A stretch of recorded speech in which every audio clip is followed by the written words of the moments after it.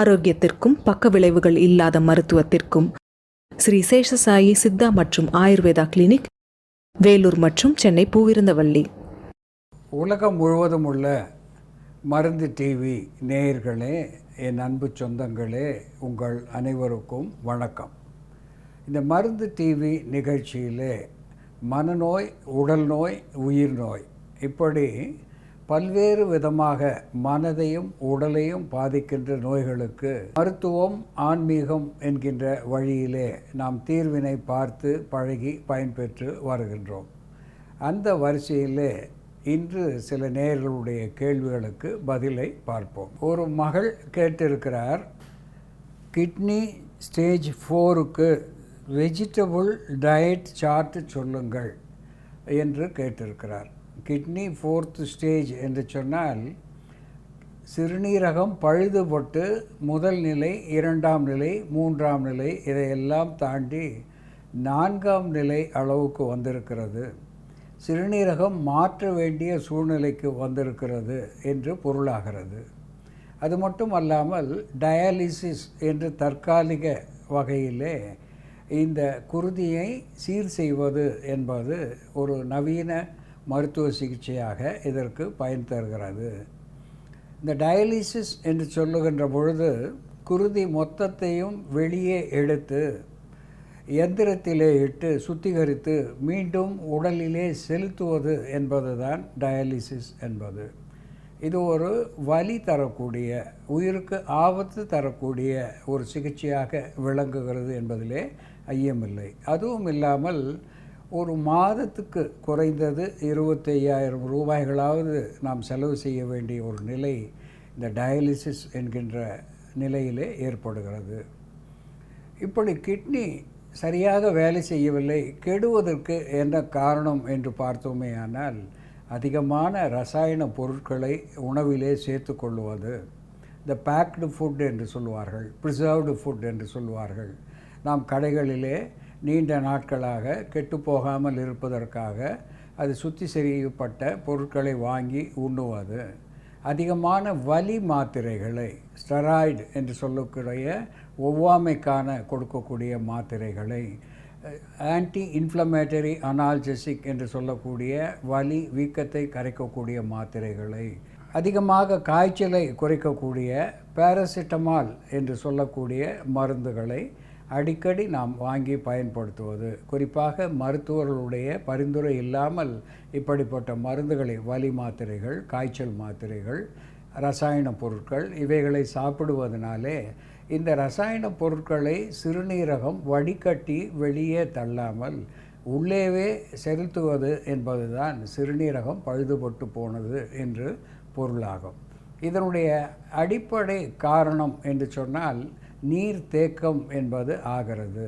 இது முதலிலே நமக்கு அறிகுறியாக தெரிவது என்பது பெடல் எடிமா என்று ஆங்கிலத்திலே சொல்லுவார்கள். சிறுநீரகம் பழுதுபட்ட போது கால்களிலே, கணுக்கால்களிலே, பெடல் என்று சொன்னால் சைக்கிளை செலுத்துவதற்காக நாம் மிதிக்கின்ற ஒன்று, மிதிவண்டி என்று சொல்வார்கள். அதை நாம் செலுத்துகின்ற பகுதிக்கு பெடல் என்று சொல்வார்கள்.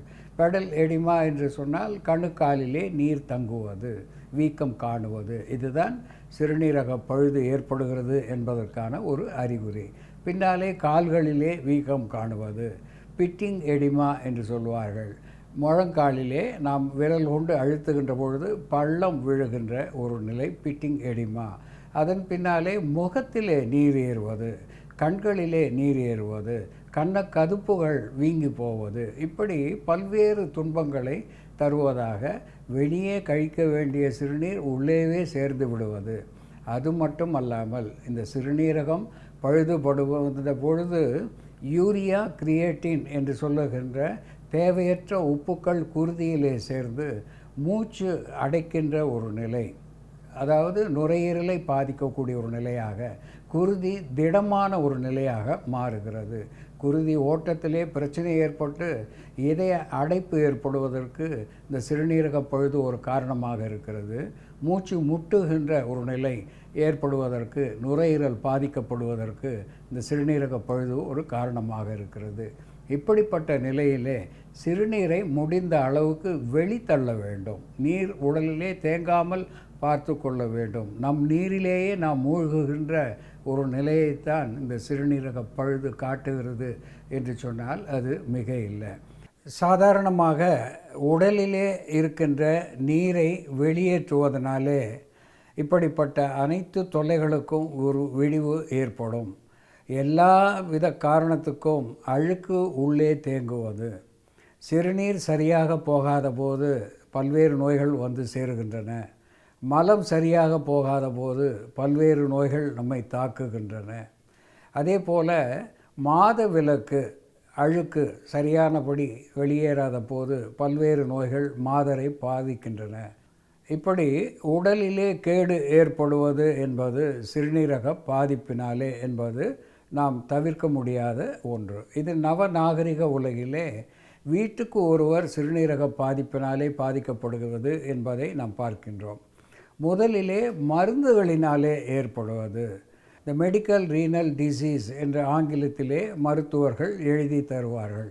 அதிகமாக மருந்து சாப்பிட்டதுனாலே கிட்னி கெட்டு போய்விட்டது என்ற ஒரு காரணத்தை சொல்லுவார்கள். அதுபோல் இந்த மருந்துகள் அதிகமாக சாப்பிடுவதனாலேயும் சிறுநீரகம் பழுதாகிறது. அது மட்டும் அல்லாமல் ஆல்கஹால் என்று சொல்லக்கூடிய மது அருந்துவது, அதிலே ரசாயன பொருட்கள் மிகுதியாக இருந்து சிறுநீரகத்தை பாதிக்கக்கூடிய ஒன்றாக விளங்குகிறது. சிறுநீரக கற்கள் இருந்து அந்த கற்கள் சிறுநீரகத்தினுடைய சுவற்றிலே குத்தி அங்கே புண்ணாக்கி இன்ஃபெக்ஷன் என்று சொல்லக்கூடிய தொற்று ஏற்பட்டு அதனாலே கூட சிறுநீரக பாதிப்பு ஏற்படுகிறது. இப்படி ஏதேனும் ஒரு காரணத்தினாலே ஸ்டேஜ் 4 என்று இந்த பிள்ளை சொல்லியிருக்கிறார். இதிலே creatine urea, blood creatine, blood urea என்று சொல்லக்கூடிய அளவு அதிகமாக இருக்கின்ற பொழுது மூச்சு திணறுகின்ற ஒரு நிலை ஏற்படுகிறது. அப்பொழுது சிறுநீரை வெளித்தள்ளுவதற்காக டயாலிசிஸ் என்ற மருத்துவ சிகிச்சையை நவீன மருத்துவர்கள் வாரம் 2 முறை அல்லது வாரம் 3 முறை செய்கின்ற ஒரு பரிந்துரையை அவர்கள் சொல்லுகிறார்கள்.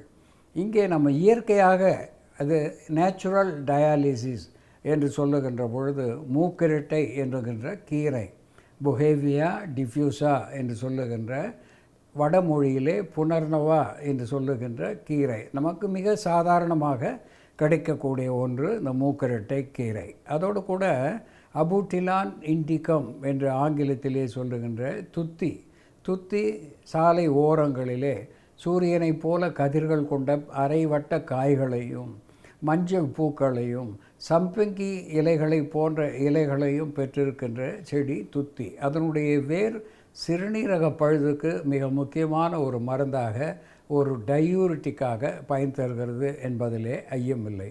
மூக்கரட்டை கீரையை வாங்கி மிக்சியிலே இட்டு அரைத்து துணியிலே முடித்து அதை நன்றாக பிழிந்து சாறு எடுத்துக்கொண்டு 1/4 டம்ளர் அல்லது அரை டம்ளர் மூக்கரட்டை சாரோடு 10 முதல் 15 கிராம் துத்தி வேர் பொடித்து சேர்த்து அரை தேக்கரண்டி அளவு கருஞ்சீரகம், த நைஜெல்லா சாட்டிவா என்று ஆங்கிலத்திலே சொல்லுகின்ற கருஞ்சீரகத்தை அதனோடு சேர்த்து கொதிக்க வைத்து சிறிது இனிப்பு சேர்த்து அன்றாடம் 2 வேளை பருகு வருகின்ற பொழுது சிறுநீரை இது தாராளமாக வெளித்தள்ளக்கூடியதாக விளங்கும். அதனோடு இந்த யூரியா, கிரியேட்டின் என்று சொல்லக்கூடிய தேவையற்ற உப்புக்கள் அந்த சிறுநீரோடு வெளிச்செல்லும். தாராளமாக அந்த மூச்சு திணறல் என்பது மாறும், குருதி ஓட்டம் என்பது சீர்பெறும். சாதாரணமாக கிரியேட்டின் என்பது ஒரு நோயற்ற மனிதனுக்கு 1.2 mg என்கின்ற அளவுக்கு இருக்க வேண்டும். இது சிறுநீரக பழுது ஏற்படுகின்ற பொழுது 10, 12, 13, 20 என்று கூட இந்த கிரியேட்டினுடைய அளவு அதிகரிக்கும். அது மட்டும் அல்லாமல் யூரியா, பிளட் யூரியாவினுடைய அளவு 50க்கு குறைவாக இருப்பது என்பது ஒரு பாதுகாப்பானது. அது 150, 200, 400 என்றெல்லாம் கூட போகக்கூடிய நிலை உண்டு. நாம் இந்த பிளட் யூரியா, கிரியேட்டின் இதை அளவுக்குள் கொண்டு வர வேண்டும். அது மட்டுமல்லாமல் உப்பை கண்டிப்பாக நாம் உணவிலே இருந்து தவிர்க்க வேண்டும். உப்பு என்பது இந்த சிறுநீரகத்தை பாதிக்கக்கூடிய ஒன்றாக விளங்குகிறது. ரசாயன பொருட்களை கண்டிப்பாக தவிர்க்க வேண்டும். மாமிச உணவுகளை நிச்சயமாக தவிர்க்க வேண்டும். இவற்றை நாம் உணவிலே பயன்படுத்துவது மட்டுமல்லாமல் மூக்கரட்டைக்கீரை, துத்திவேர், கருஞ்சீரகம் இதனுடைய சாறு பருகி வருகின்றதனாலேயும், முள்ளங்கி கீரை, சிறுகீரை, வாழைத்தண்டு இவற்றை சாப்பிடுவதனாலேயும் நமக்கு சிறுநீரகத்துக்கு பலம் தரும். சிறுநீரகம் நல்ல வகையிலே செயல்படும். இதில் பொட்டாசியம் குறைவதற்கு ஏதேனும் வழி சொல்லுங்கள் என்று சொல்லியிருக்கிறார். பொதுவாக மருத்துவர்கள் பொட்டாசியம் அதிகமாக சாப்பிட்டால் சிறுநீரகம் பாதிக்கும் என்று சொல்லுவது ஒத்துக்கொள்ள முடியாத ஒன்று. பொட்டாசியம் என்பது இதய ஓட்டத்துக்கு, மூளைக்கு மிக முக்கியமான ஒரு சத்து என்பதனாலே பொட்டாசியத்தை பற்றி பயப்பட வேண்டிய அவசியமில்லை. சிறுநீரகம் சரியாக வேலை செய்தால் தேவையற்ற பொட்டாசியம், மெக்னீசியம், கால்சியம் எல்லாவற்றையும் அது தேவையற்ற வகையிலே அது வெளித்தள்ளிவிடும் என்பதை நான் இங்கே சுட்டிக்காட்ட விரும்புகின்றேன். இந்த ஸ்டேஜ் 4 என்று சொல்லுகின்ற பொழுது அஞ்ச வேண்டிய அவசியமில்லை. டயாலிசிஸ் என்று செய்தாலும் குறிப்பாக கிரியேட்டினின் அளவு 4 என்கின்ற அளவு வரையிலே செய்துவிட்டு மூக்கரட்டைக்கீரை, துத்திவேர், கருஞ்சீரகம் இவற்றை எடுத்துக்கொண்டாலே சிறுநீரக பாதிப்பிலிருந்து வெளிவந்து பழையபடி சிறுநீரகம் செயல்படும் என்பதை இந்த பிள்ளைக்கு சுட்டிக்காட்ட விரும்புகின்றேன். அன்பான நேயர்களே, இன்று சிறுநீரக பழுது சம்பந்தமான சில பொருட்களை, கருத்துக்களை நாம் பகிர்ந்து கொண்டோம்.